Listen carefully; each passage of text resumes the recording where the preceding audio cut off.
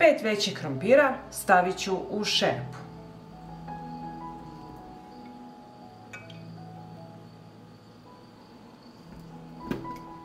I zatim ću sipati vodu da prelije krompir. Uključujem šporet i od momenta kada voda proključa, kuvajte ih 15 minuta da budu napola kuvani. I evo nakon 15 minuta kuvanja izvadit ću krompir u jednu činiju i opet vam napominjem da krompir ne sme biti skroz kuvan, mora biti napola. Izvadit ću ga u činiju da se lepo ohladi.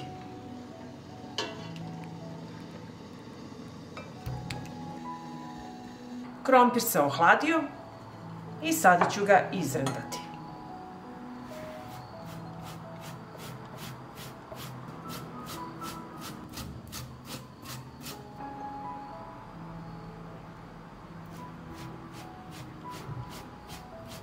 Sada ću krompir začiniti, dodat ću kašičicu soli, bibera po ukusu, 2 kašičice crvene slatke mlevene paprike, 2 supene kašike brašna i sada će mi trebati 1 manja veza svežeg peršuna, pa ću ga sitno iseckati.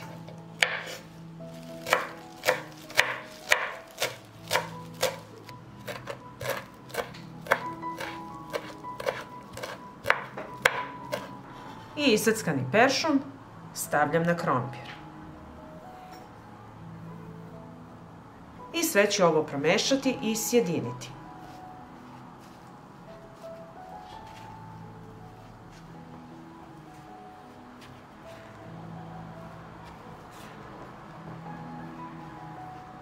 I evo sve smo lepo promešali i sad ovako uzmete smesu, napravite oblik kakav god vi želite.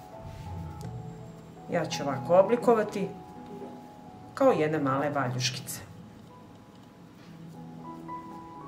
I stavljam na tanjir.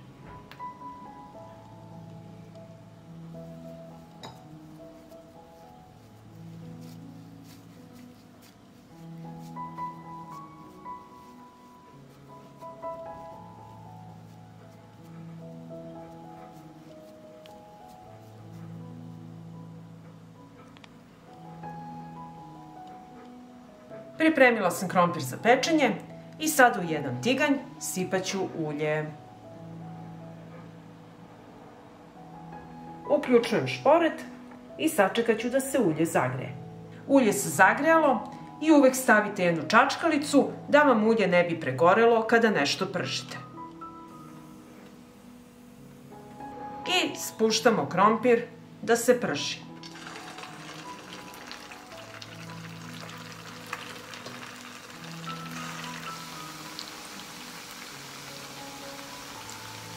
I pržite ovako krompir nekoliko minuta sa obe strane.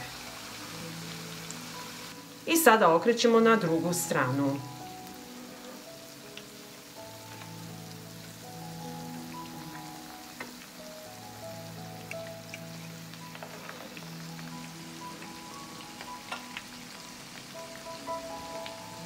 I evo naš je krompir gotov i sada ćemo izvaditi iz tiganja.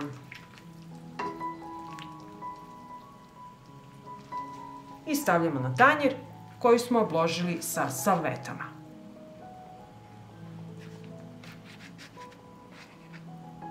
I evo naš današnji obrok od krompira je spreman. Možete ga poslužiti uz salatu, sir ili ovako uz gusti jogurt i da uživate. Pa ako vam se dopada ovaj moj recept, vi naravno lajkujte, prijavite se na moj kanal i ostavite mi komentar. Prijatno!